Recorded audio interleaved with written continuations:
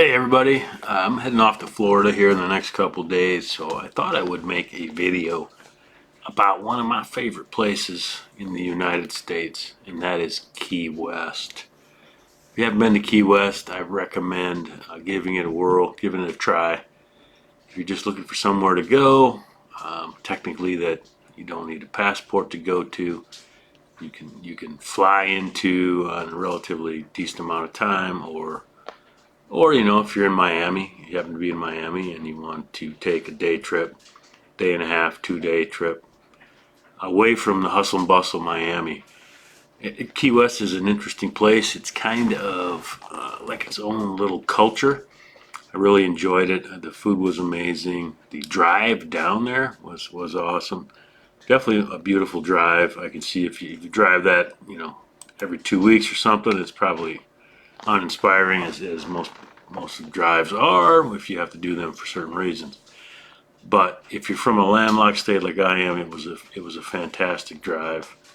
And the interesting thing about Key West is that it's actually closer to Cuba than it is to Miami.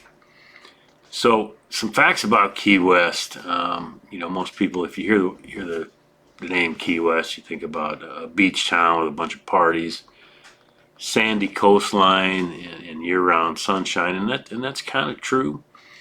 But there are some other things about Key West that are pretty interesting as well. If you're going down there, you're gonna want to get accustomed to the word conch, which it's spelled conch. You're gonna want to pronounce it conch, but it's actually conch. And conchs aren't well, conchs are actually the people that are born, in the Florida Keys, kind of the natives, if you will, because I think to me natives is a good phrase because it's a different atmosphere down there, a different culture. Of course, the place is based in tourism mainly, but you do have a pretty rich culture of people that were born and raised there, and they kind of live life, to their own guitar playing, I guess, if you will. But be prepared for that. If you lived in Key West for more than 7 years, you're considered a freshwater conch.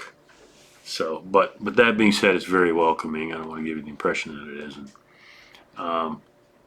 One of the first things you're probably going to notice after the beautiful drive down there is going to be, depending on where you're at, where you end up, is going to be the chickens. There are chickens everywhere. Quite beautiful chickens, like a different type of chicken than you're used to seeing. It is just pretty interesting stuff. I don't think they have a lot of natural predators down there, so you're going to see a hen with her chicks, maybe crossing Duval Street, and you will end up on Duval Street. Trust me, the place is not big, and a lot of action down on Duval Street. Definitely worth getting down there. You're going to spend a lot of time. They just roam free. Yeah, Key West is closer to Cuba than Miami. I've talked about that a little bit. It's 90 miles to Cuba and 150 miles to Miami down the Overseas Highway, which is the highway that I was mentioning. It was a quite beautiful and interesting drive through the Keys. 42 bridges connect the Key West to the mainland. The Overseas Highway, again, is one of the most beautiful drives in the country. Was completed in 1938, connects a string of keys and coral rock with 113 miles of concrete roadway. 7 Mile Bridge is the longest and most scenic. Definitely an interesting little drive. Beautiful drive, peaceful drive, depending on the time of day. The traffic can be a little, there's little things going on. I mean, supplies have to get down there, people going down there, maybe for the weekend, etc. So I think if you're going to visit, probably want to do it in the middle of the week to just avoid some traffic and hustle and bustle, and this be a simpler visit.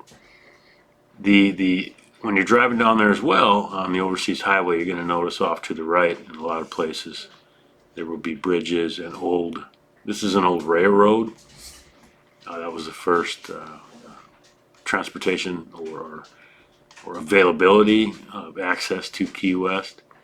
That was from 1912 to 1935. It was basically wiped out in 1935 by a devastating storm, hurricane, that just pretty much took it out. 41 degrees is the record low temperature in Key West. So it doesn't get cold. It's too terribly cold in Key West, depending on what you view as cold. I'm from, a landlocked state in the middle. So 41 to me is not that cold at all. But to people that are on the coastlines, that could be very chilly. There's also never been snowfall in Key West. Now, when I've been down there, I actually thought it was warmer. Well, it definitely was warmer in Miami than it was in Key West. It's just a very windy, isolated place, and I think it's a little more subjective. It's a little more exposed to the weather coming off the ocean, etc. It was semi-windy a lot of times, and definitely not like extremely warm. So if you're going down there, depending on the time of year, you probably want to bring a long sleeve shirt. Some people can't handle the cold. Some people enjoy that. But just be prepared. Bring maybe one set of clothing for some 60-degree weather. Of course, one of the things you're going to see down there, or hear about, or read about, etc., is Ernest Hemingway spent a lot of time there. Hung out at Sloppy Joe's bar on Duval Street.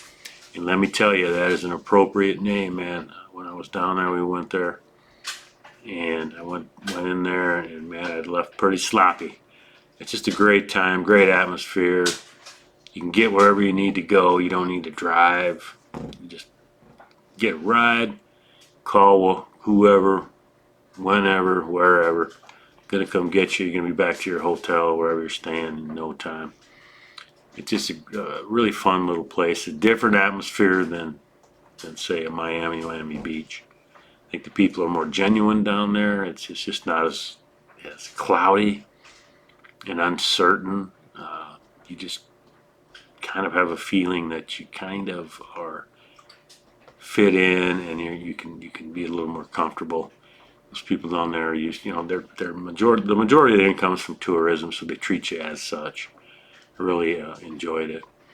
It's home to the third largest barrier coral reef, and you can take a tour out to kind of look at it. In the world, actually, it's the largest in North America, third largest behind the Belize and the Great Barrier Reef, of course, in Australia. The Atlantic Ocean and the Gulf of Mexico meet here. I mean, that's pretty obvious if you know anything about geography. They talk about the shallowness in this particular feature, or this aspect, and it's quite shallow. The water is quite shallow around Key West. They've had to dredge out numerous places for submarines get into Key West during wartime, and they'll talk about that if you go on a tour. There's actually a Navy SEAL training facility down there. If you take a jet ski tour, they're going to take you by that. It's pretty fascinating. Jimmy Buffett does not live in Key West anymore, unfortunately. But you can still go down there and gather at Margaritaville. It was once one of the richest cities in the world, in the United States, per capita. That was based on salvaging ships that crashed on the reefs because it was just so darn shallow. And then that was based on selling the riches that were recovered from the cargo. And these days it's all about tourism down there. That's how they make their money.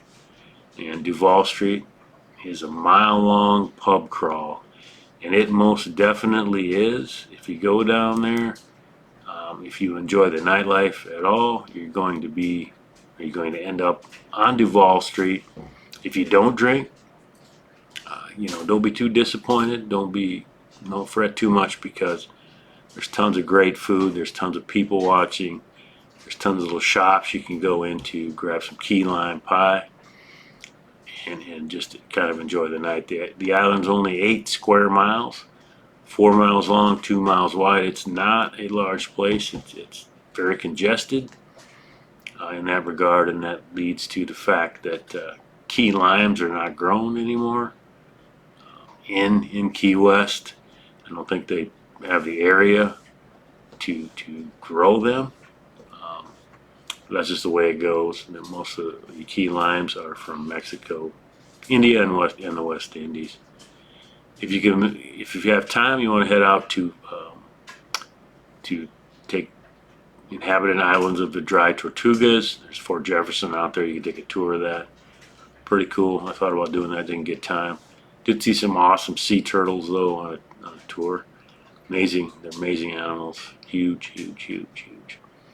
Key West tried to get away from the United States in 1982 based on roadblocks created by the Border Patrol trying to keep illegal immigrants and tons of narcotics. In the 80s, of course, it was all about a certain type of narcotic that you put up your nose. So I think a lot of that was coming in up through the highway leading up into Miami.